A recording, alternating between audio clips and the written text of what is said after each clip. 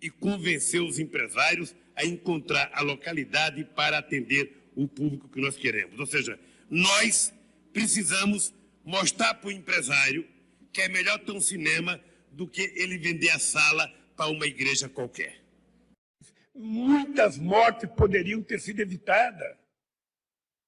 Muitas mortes. E que o papel das igrejas é ajudar para orientar as pessoas. Não é vender grão de feijão.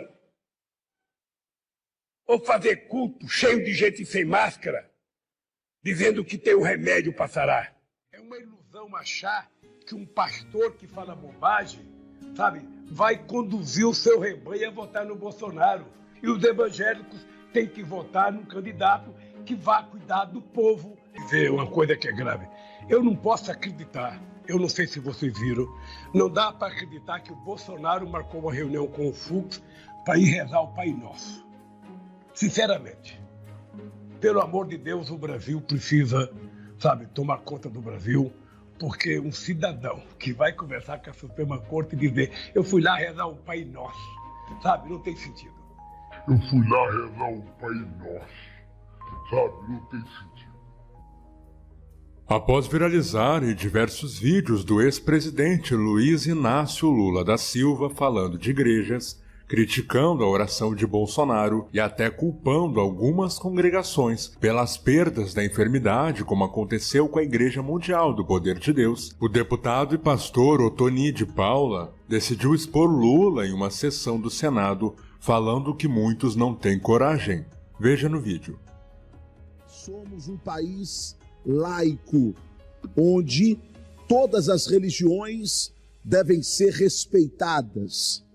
Mas não somos um país laicista, ou seja, somos um país que acredita em Deus. A maioria do nosso povo é um povo cristão. E por que eu estou dizendo isto? Porque eu acredito que todos os religiosos, independente da sua fé, acreditam no que o Senhor Jesus disse, que ninguém pode servir a dois senhores. Ou serve a Deus, ou serve o outro lado. Bem, a Bíblia também diz que quem é espiritual discerne as coisas. Quem não é espiritual não discerne o mundo espiritual.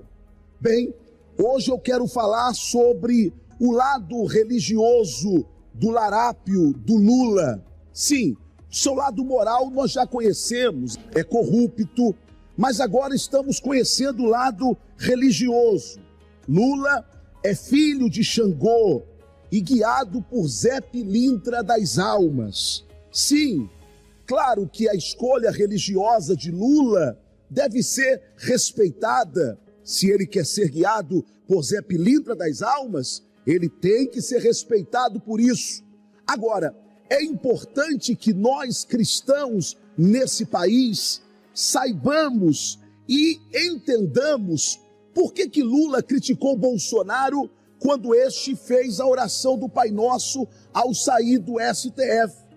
Por que Lula não só criticou o Bolsonaro, mas disse que quer ser respeitado como se fosse um demônio? Significa o que, Brasil?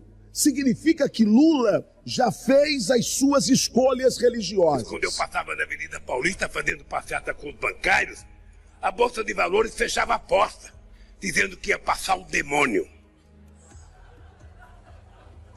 Eu não tenho cara de demônio, mas eu quero que ele me respeite, como se eu fosse. A gente fará aliança até com o diabo para combatê-los. A Bíblia diz que feliz é a nação cujo Deus é o Senhor. Agora, como que o Senhor poderá ser Deus desta nação se quem pertence a ela não serve a Deus e não tem temor de Deus? Porque no fundo eu não quero ser guiado e nem liderado por nenhum Zé Pilintra das Almas e por nenhum homem que não teme a Deus. Esta é a minha decisão de fé, respeitando a decisão e o posicionamento de qualquer um. Mas algo impressionante é que após esses vídeos viralizarem, a imprensa divulgou nessa semana uma notícia que surpreendeu a todos e fez muitas pessoas acreditarem ser um castigo divino para o ex-presidente. Recentemente, a Receita Federal acusou o ex-presidente Luiz Inácio Lula da Silva, do PT, de sonegação, fraude do fisco e conluio com empreiteiros.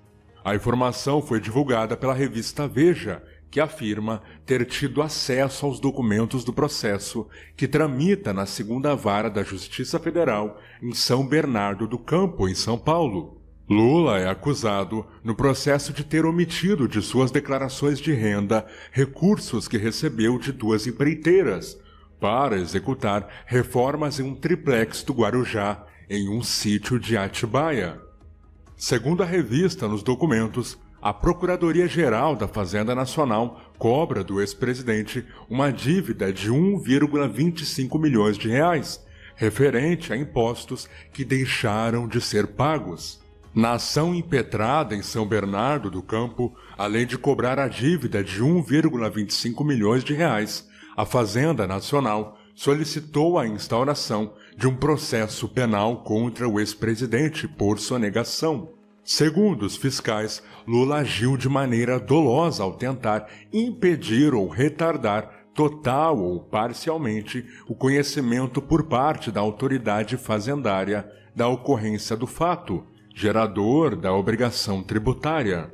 Na representação, os fiscais também destacam que o ex-presidente participou de uma fraude com o uso de laranjas para esconder as operações financeiras e, por essa razão, cometeu crime contra a ordem tributária.